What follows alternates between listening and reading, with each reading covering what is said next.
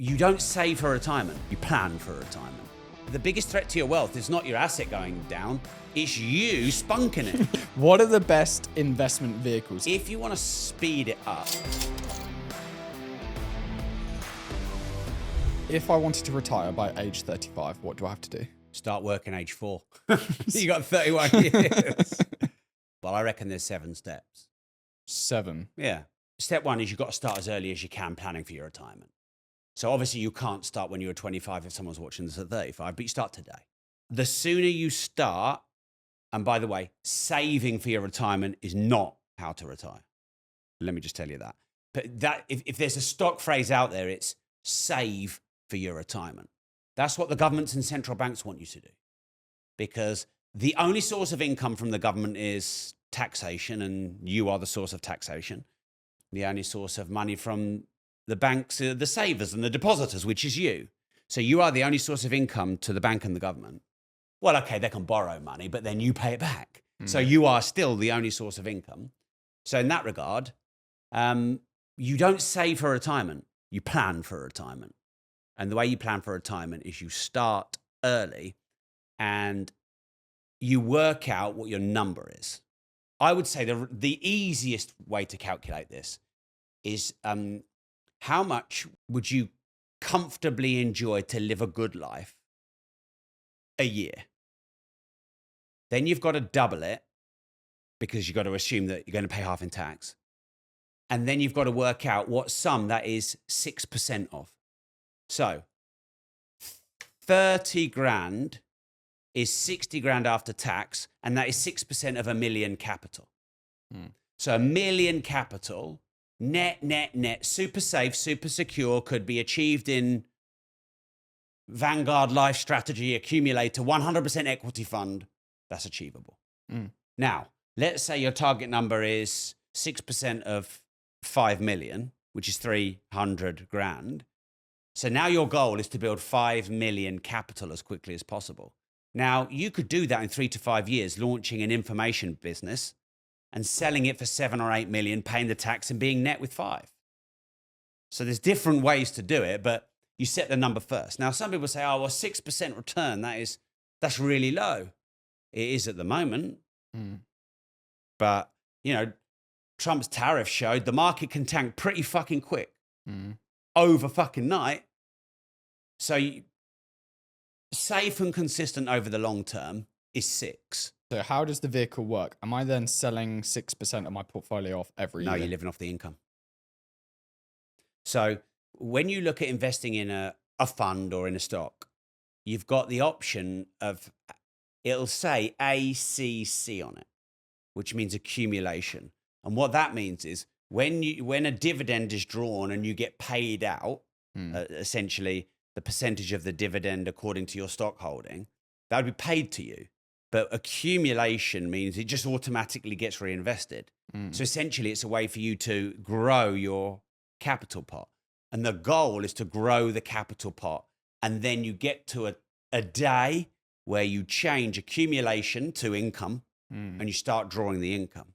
Now, Warren Buffett hates drawing income because he says that interrupts compounding. So what he would do is he would reinvest the accumulator, and it's all done automatically. And then if he needed to have some money, he would just sell that amount of stock. So you could get there. Let's say you've got to your 6% is 100 grand a year of your portfolio. So that year you could sell 100 grand's worth of your stock. And then the next year you sell 100 grand's worth of your stock. Okay. So point 2 then of 7 is you need to keep your overhead as low as possible for as long as possible. Because what a lot of people get is lifestyle creep, where as they earn more, they spend more. If you live a normal life and you're not a multi-millionaire, then probably one of the better ways for you to sweat more money to invest is to reduce your expenses. So yes, you could get a commission-based role. Yes, you could do overtime. Yes, you could go for a promotion. But most people could cut their living expenses by 10 to 20% without a dramatic reduction in their quality of life. Mm. And 10 to 20% of a few grand a month is in the high hundreds a month, which compounded over 10 years plus is quite a lot of money. So for as long as you can, live on as low an overhead as you can. Don't get a big house. Don't get a big car. Don't buy a load of expensive holidays. Don't go broke trying to look rich. I don't necessarily see like degrees in sacrifice, but like numbers of times.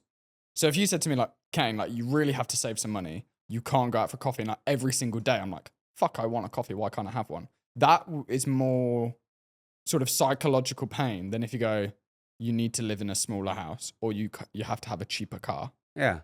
I guess it's finding what works, but I'm not a big advocate. You see like a Dave Ramsey or like what's his name? Stephen Graham or Stephen Graham, the American guy. It's like, yeah, always have coffee at home because it's like 20p. It's like, fuck that. I don't want to. No, well, it depends where you start from. I'm going to buy my coffee where I want, when I want. In fact, I've got a rather expensive coffee making machine, which I take around the world with me. Do you? Yes, because I am, as you know, I am addicted Yes. very much to coffee. I would probably look at what's important to you. And whatever's important to you, spend your money on, and don't waste it on all the other shit that isn't important to you. Like if you're young, stay living at home for a while. No problem. If a car isn't important to you, just have a run around. But the point is that money that you don't spend, I don't say save, I say store, that money that you don't spend, you invest. So that's point 3. So you start early, you keep the expenses as low as you can, which means each month you've got a stack of money to invest. And then 3, you invest. You can never save your way to wealth. Savers are losers. Savings are degradings. The only way you can ever get rich is investing. Either investing your time into your own company or investing your money into assets. It's the only way you get rich. You cannot get rich hoarding money or saving money because inflation historically is higher than the interest that you'll get in the bank. Therefore, you're losing your money like slow Chinese water torture. What are the best investment vehicles if you're looking for retirement? So something that's actually going to pay me each month. Property, real estate.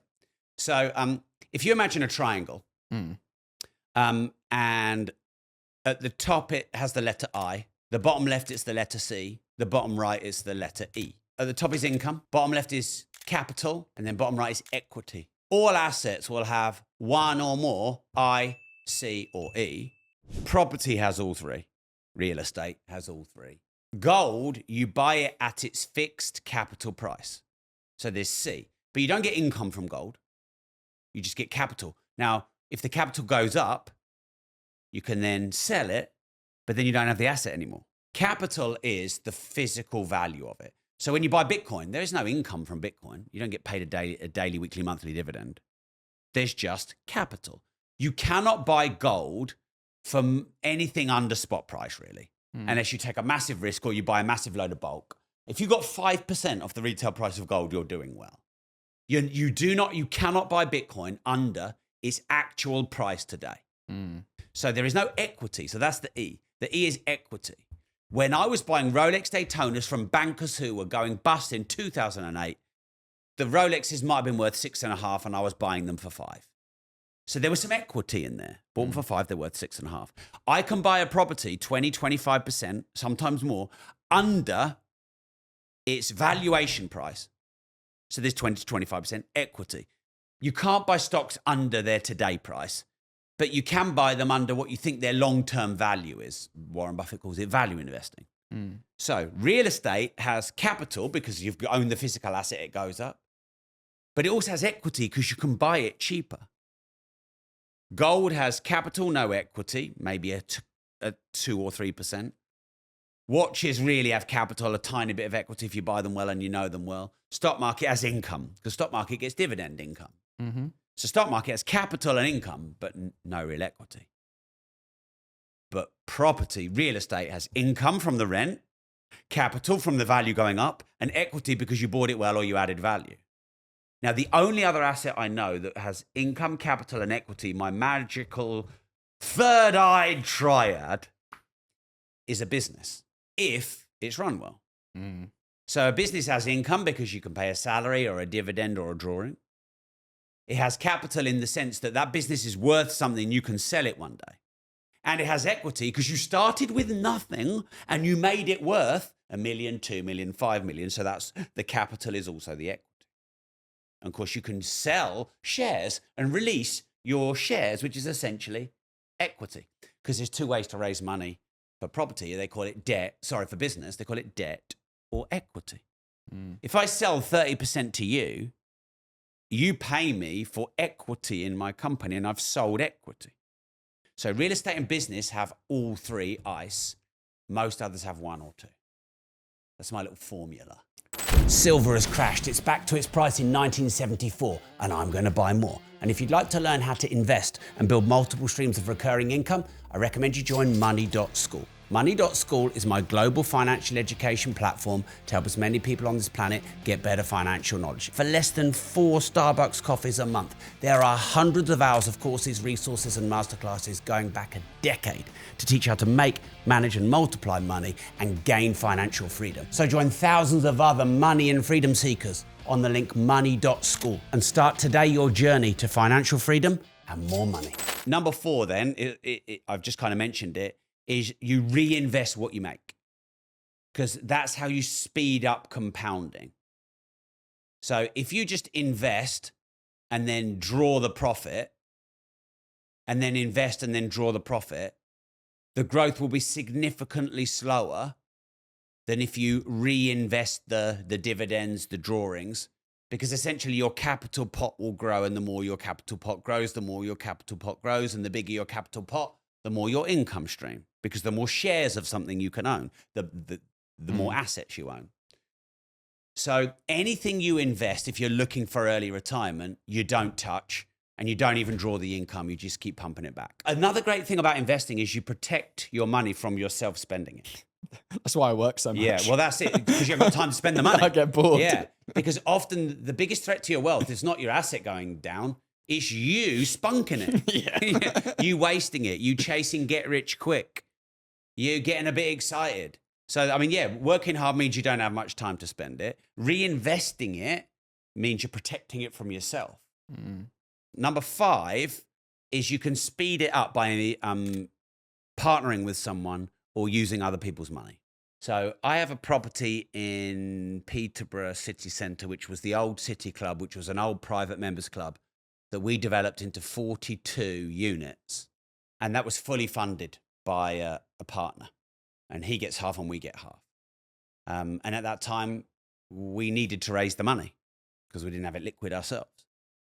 So if you raise money to buy real estate or to start a business, yeah, okay, you might give away up to half of the money you make, but you can own assets that you wouldn't have otherwise been able to own, or you can own them quicker. Does your opinion on raising money differ from property to a business? Yeah. I'd be more inclined to raise money for property more quickly than I would to give away half of the ownership of my company. Because that growth's exponential, right? Potentially. Well, the thing with property is it's quite expensive to start. So if you want to own millions of pounds worth of property, the way to speed that up is to use other people's money. And if you don't use other people's money, it's really slow. Whereas you can grow a business much quicker on your own. So you giving away half your property portfolio that you wouldn't have been able to buy on your own, well, that's fine. But you giving away half your company just to make it go a bit quicker when you could have grown it that way pretty quickly anyway, that's a different story. So I think if you need a load of money for machinery, tooling, like James Dyson, I think he got 10 million into debt because you've got to design this piece of engineering. So for those people who haven't got any of that yet, you're going to need money for that.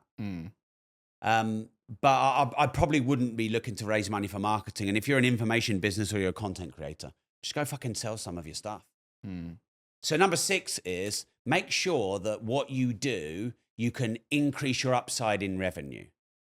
So if you've got an admin job or an operational job, your only real increase in revenue is an inflation or slightly over inflation pay rise. That's it. Whereas if you're in sales or you're in marketing or you run your own business, you've got no ceiling on the upside of what you could earn. That was my approach when I asked you for a job. So tell us the story. may have told it on the podcast before, but 10 years ago, I used to serve you coffee at Costa Coffee. I'd originally served you and then sort of disappeared for a few years to go fuck about at university, which is a complete waste of time, but that's a whole nother story. And then when I realized I don't want to use my degree, thought, who is the richest person I know of? I would say I knew you. We spoke a bit in the morning, but I didn't know you. So I thought, fuck it, what do I have to lose? So I dropped you a message looking for a job, and I specifically wanted a sales job for that reason, because I had a bit of a fright doing some work experience. I did a law degree, and there was a girl in the mail room, because my first day, clearly they was trying to get me to earn my stripes. They go, cool, you spend the day in the mail room. And she was 29, went to the same university as I did.